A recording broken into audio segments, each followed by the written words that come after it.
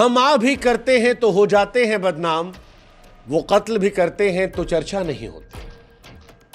अकबर इलाहाबादिया के शेर को आज थोड़ा अपडेट करते हैं।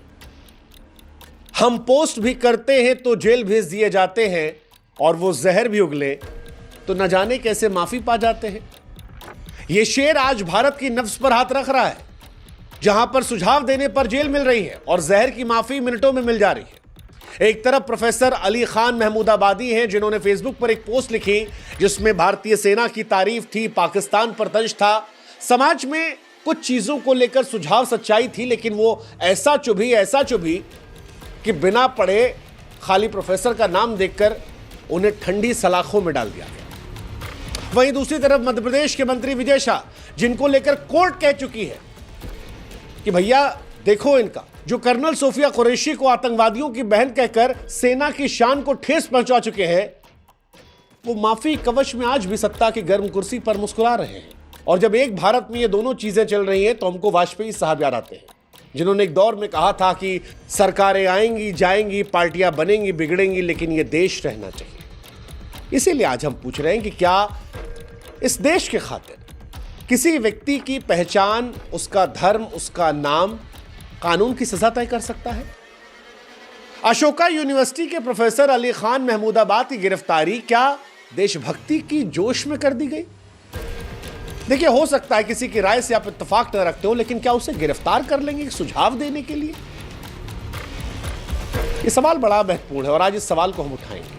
हम चाहते हैं आप हमारे साथ जुड़े, ताकि जो खबरें हम आपके लिए लाते हैं निष्पक्षता से, वो आप तक जल्दी पहुंच सके। इसलिए इतना साथ हमारा दीजिएगा, जरूर जुड़िएगा हमारे साथ। अब बात करते हैं उस पोस्ट की जिसके चलते गिरफ्तारी हो गई। क्या है प्रोफेसर अली खान की कहानी? तो कहानी यह है कि 8 मई 2025 को अशोका यूनिवर्सिटी के राजनीति विज्ञान के प्रोफेसर अली खान महमूदाबादी ने एक फेसबुक पर पोस्ट लिखी, जिसमें ऑपरेशन सिंदूर को आतंकवाद के खिलाफ भारत का एक मजबूत कदम बताया। आतंकवादियों को शरण देने की पाकिस्तान की नीतियों को बेनकाब करने का जिक्र था। वो सोफिया कुरैशी को सामने रखकर जो मैसेजिंग दी जा रही थी, उस पर एक सवाल कर रहे थे कि ये बातें निरर्थक हो जाती हैं जब मॉब लिंचिंग, बुलडोजर की कार्रवाई और नफरत की सियासत देश में रहती है। वो कह रहे थे कि सोफिया कुरैशी विंग कमांडर की प्रेस कॉन्फ्रेंस ऐतिहासिक है, लेकिन ये कहा कि अगर सामाजिक भेदभाव नहीं मिटा तो ये दिखावा हो जाएगा। अब कायदे से देखा जाए तो इस पोस्ट में सरकार पर एक तंज था, ठीक बात है, लेकिन इस पोस्ट में हिंसा का आह्वान नहीं था, किसी समुदाय का अपमान नहीं था, सोफिया कुरैशी का अपमान नहीं था, भारतीय फौज का अपमान नहीं था, सरकार पर सवाल था। लेकिन सवाल यह है कि सरकार पर सवाल करने के लिए क्या जेल में डाल दोगे? क्योंकि बीजेपी युवा मोर्चा, हरियाणा महिला आयोग ने इसे राष्ट्रीय अखंडता और महिला विरोधी करार दे दिया। हालांकि प्रोफेसर साहब ने फिर स्पष्ट किया कि जब वो ये पोस्ट लिख रहे हैं, तब इस पोस्ट में सेना के बारे में या सोफिया कुरैशी के बारे में वो कुछ भी नहीं कह रहे। वो सरकार की नीतियों पर सवाल उठा रहे हैं और ये किसी का अपमान नहीं है, ये सिर्फ सरकार पर सवाल है। लेकिन फिर भी गिरफ्तारी होती है। जैसे कि हमने कहा, हरियाणा की महिला आयोग को लगा कि यह महिला विरोधी था, बीजेपी युवा मोर्चा को यह राष्ट्रीय अखंडता के खिलाफ दिखा। 12 मई को नोटिस दी गई, 16 को शिकायत हुई, 18 को गिरफ्तारी हो गई। और गिरफ्तारी भी हल्की धाराओं में नहीं हुई है। भारतीय न्याय संहिता की धारा 152, जिसमें राष्ट्रीय अखंडता को खतरा है, 196 धार्मिक माहौल खराब करना, 351(2) अपमानजनक टिप्पणी। अब सवाल यह है कि क्या महिला आयोग ने अपने अधिकारों का दुरुपयोग किया? क्या सरकार को सुझाव देना या उस पर तंज कसना देशद्रोह कहलाएगा? एक बुद्धिजीवी की आलोचना क्या अपराध के दायरे में आएगी? क्या यह जल्दबाजी हमारी अभिव्यक्ति की आजादी का गला नहीं घोंट रही? यह सवाल उठेगा, और यह सवाल इसलिए और उठेगा क्योंकि इसी समय देश में विजय शाह का भी एग्जाम्पल है। 11 मई 2025 को मध्य प्रदेश के मंत्री हैं विजय शाह, जिन्होंने सार्वजनिक तौर पर कहा था कि जिन्होंने हमारी बेटियों का सिंदूर उजाड़ा, उनको हमने उन्हीं की बहन भेजकर ऐसी तैसी करवाई। अप्रत्यक्ष तौर पर उन्होंने सोफिया कुरैशी को आतंकवादियों की बहन कहा था, क्योंकि वो मुसलमान थी। कि वो मुसलमान है तो उनके पास गई तो उनकी बहन हो गई। वो भारतीय सेना का अपमान था। जबलपुर हाईकोर्ट ने उससे गटर की भाषा कहा था, सुप्रीम कोर्ट ने फटकार लगाई थी, एफआईआर भी दर्ज हुई। लेकिन मंत्री जी अभी भी पद पर बने हुए हैं और यही दोहरा मापदंड आज सवाल खड़ा कर रहा है और अटल जी वाली बात को हमको बार बार याद दिला रहा है कि सरकारें आएंगी, सरकारें जाएंगी, देश रहना चाहिए। नाम और धर्म के आधार पर क्या सजा देगी? प्रोफेसर अली खान मुसलमान है, अशोका यूनिवर्सिटी के प्रोफेसर है, समाजवादी पार्टी से उनका रिश्ता रहा है, सेना की तारीफ की थी, बीजेपी के वो आलोचक रहे। जो चलेगा, सरकार या पार्टी का आलोचक होना गुनाह नहीं है। That is why we are democracy. हम में चाइना में, हम में रशिया में, हम में नॉर्थ कोरिया में यही अंतर है। हालांकि इस बीच में इनके दादा का जिन्ना कनेक्शन भी खूब वायरल हुआ, उधर भी हम जाएंगे। लेकिन विजय शाह के सामने प्रोफेसर अली का जब नाम आता है तो यह सवाल उठता है कि एक तरफ माफी दी जा रही है, एक तरफ छत्रछाया दी जा रही है, एक तरफ पद से भी नहीं हटाया जा रहा और एक आदमी को आप घर से उठा ले जाते हो, जेल में डाल देते हो। यह कैसे पॉसिबल है? एक आदमी ने सुझाव दिया था, एक आदमी आपके सामने प्रत्यक्ष तौर पर कह रहा है, जिसको लेकर कोर्ट कह रहा है। जो एफआईआर आप कर रहे हो, एक आदमी पर इतनी सख्त कर रहे हो, एक आदमी पर इतनी हल्की कर रहे हो, कोर्ट कह रहा है। क्या यह भारत का निष्पक्ष लोकतंत्र है? क्या कानून की तराजू पर भी धर्म और सियासत का वजन अब भारी हो रहा है? प्रोफेसर अली खां कोई ऐसा नहीं कि ऐरा गैरा नत्थु खैरा शख्स है। पढ़ाई लिखाई देखेंगे तो कैम्ब्रिज यूनिवर्सिटी से उन्होंने पीएचडी की है, एमफिल किया है, एमहर्स्ट कॉलेज से बीए किया है, दमेश्कस यूनिवर्सिटी से अरबी में अध्ययन किया है, अशोका यूनिवर्सिटी में राजनीति विज्ञान के विभाग प्रमुख है, इतिहासकार है, लेखक है और लिखते रहे, कई सारी किताबें लिखी है। राजनीतिक पॉइंट ऑफ व्यू से देखेंगे तो समाजवादी पार्टी के पूर्व प्रवक्ता रहे हैं। परिवार महमूदाबाद के नवाबी परिवार से रहा है, पिताजी इनके कांग्रेस के विधायक रहे हैं। और यह सब ना भी हो, मान चलो कोई साधारण सा इंसान है, तो क्या उसकी पहचान या सियासी रुख के चलते उसे गिरफ्तारी कर ली जाएगी? यह किसी भी सरकार में हो सकता है।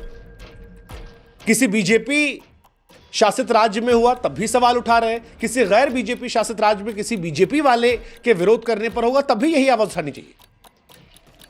हम एक आंख से सच देखेंगे तभी यह देश आधा देख पाता है। इस देश में लोग आवाजें नहीं उठा पाते क्योंकि बहुत सारे लोग आज भी होंगे जो कह रहे होंगे सर क्या कर रही है, मामला उठा रहे हैं, मुसलमान है, छोड़ दीजिए। जिस दिन अपना वाला आएगा उस दिन कहेंगे सर उठाया क्यों नहीं आपने, आप अपनी जाति का था, अपने कौम का था, अपने मजहब का था, अपने धर्म का था, सर आप अपनों की आवाज नहीं उठाएंगे तो कौन उठाएगा? इस चीज से बाहर निकलना पड़ेगा, सच को दोनों आंख से देखना पड़ेगा।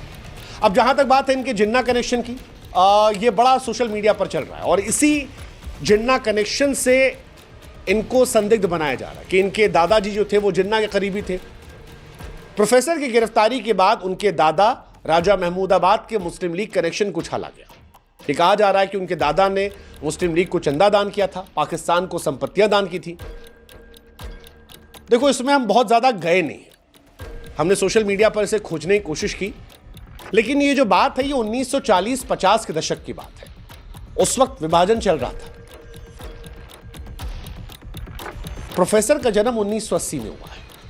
प्रोफेसर के पिताजी हमारे ही देश में विधायक रहे हैं। प्रोफेसर हमारे देश में पैदा हुए, यहीं पढ़ा रहे। उनका पाकिस्तान से कोई लेना देना नहीं। उनकी पोस्ट में भी पाकिस्तान की तारीफ नहीं थी। अगर होती तो हम सवाल खड़े करते, हम आज उनको कटघरे में खड़ा करते। उनकी पोस्ट में भारतीय फौज की तारीफ थी, पाकिस्तान की निंदा थी। ऐसे में अगर उनके बाप दादा ने कभी जिन्ना के साथ चाय पी थी या जिन्ना को पैसा दिया था, तो क्या इसके लिए उनको जेल में डाल दिया जाएगा? ये नहीं हो सकता, ये नहीं हो सकता, ये गलत बात है। हो सकता है किसी के बाप दादा कभी चाय पियो, लेकिन 3 पीढ़ी 4 पीढ़ी के बाद क्या फर्क पड़ता है? हां, अगर वो पाकिस्तान के प्रेम में अंधे होते, अगर वो पाकिस्तान की भाषा बोल रहे होते, अगर वो पाकिस्तान को ताकत दे रहे होते, तो फिर हम उनको कटघरे में खड़ा करते, फिर बाप दादा का भी जिक्र करते शायद और मिलाकर करते। लेकिन जब कोई आदमी देश के लिए आवाज उठा रहा है तो उसके बाप दादा का नाम, वो भी उस वक्त जब देश विभाजन हो रहा था, उस वक्त की परिस्थितियां बहुत अलग थी। क्या सिनेरियो था हमने नहीं देखा। 70 साल पुराना इतिहास को दिमाग में रखकर एक फेसबुक पोस्ट जिसमें आज राय दी गई है, उसमें आप सजा नहीं दे सकते। सच कहें तो भारत का लोकतंत्र ऐसा लगता है कि दोराहे पर खड़ा है। एक तरफ प्रोफेसर अली खान जैसे लोग, जो एक पोस्ट के लिए जेल भेज दिए जाते हैं, दूसरी तरफ विजय शाह जैसे नेता जो नफरत अपमान फैलाते हैं लेकिन माफी मांगकर बच जाते हैं। सोफिया कुरैशी जाने अनजाने सियासत का हिस्सा बन गई और वो हिस्सा इसलिए बनी है क्योंकि उनकी पहचान मुसलमान है। यह भी अफसोसजनक है। उनकी गरिमा का अपमान करने वाले आजाद हैं और यह दोहरा मापदंड न केवल कानून की निष्पक्षता को ललकारता है बल्कि संविधान के मूल्यों जिसमें अभिव्यक्ति की आजादी, समानता, न्याय को जिक्र किया गया है, उसे भी तार-तार करता है। सवाल यह है कि क्या हम ऐसी व्यवस्था बन गए हैं जहां सच बोलने की सजा जेल है, या सुझाव देने की सजा जेल है, या किसी के विचारों से हम इत्तेफाक नहीं रखते तो हम उसे जेल में डाल देंगे, या कोई किसी और पॉलिटिकल पार्टी का है और हमारे मन की बात नहीं बोला जेल में डाल देंगे, और अगर हमारी पार्टी का है तो गलत भी बोलेगा तो हम उसे आज़ाद घूमने देंगे, छोड़ देंगे। मैं फिर कह रहा हूं, वाजपेयी साहब को याद कर लीजिए। पूर्व प्रधानमंत्री वाजपेयी साहब ने कहा था, सरकारें आएंगी जाएंगी, पार्टियां बनेंगी बिगड़ेंगी, ये देश रहना चाहिए। हरियाणा बीजेपी को इस सबक को भूलना नहीं चाहिए। देश के खातिर ऐसी कट्टरता और विवेक शून्यता से बचना होगा, क्योंकि अगर इस तरह से लोगों को हिरासत में डालेंगे तो लोकतंत्र कैद में चला जाएगा। हम आखिर में यही कहेंगे, प्रोफेसर अली खान की गिरफ्तारी एक पोस्ट की कीमत नहीं है, लोकतंत्र की कीमत है। अगर इस तरह से जेल डाला जाएगा तो फिर हमारा लोकतंत्र खोखला हो जाएगा। ये वक्त है भारत को उसके संविधान की रोशनी में देखने का, इसके जख्मों को ठीक करने का और इसे हर नागरिक का तंत्र बनाने का, जहां पर पहचान के आधार पर जेल में नहीं डाला जाएगा। जो गुनाह करेगा, जो गलत करेगा, उसे जेल में डाला जाएगा। उम्मीद करते हैं कि प्रोफेसर के लिए आप भी आवाज उठाएंगे, बिना ये देखे कि आप किस जात से हैं, किस धर्म से हैं, किस मजहब से हैं, किस कौम से हैं, कहां से आते हैं आप। और इसी तरह से जब कभी दूसरी तरफ भी होगा तब भी समाज के हर व्यक्ति से उम्मीद करेंगे कि आप आवाज उठाएंगे। ऐसे ही लोकतंत्र हमारा मजबूत होगा। उम्मीद करते हैं इस लड़ाई में हमें आपका भी साथ मिलेगा। आप हमारे साथ जुड़िएगा जरूर, और इस खबर पर आप क्या सोचते हैं उस पर अपनी राय भी जरूर दीजिएगा। नमस्कार, जय हिंद, जय भारत।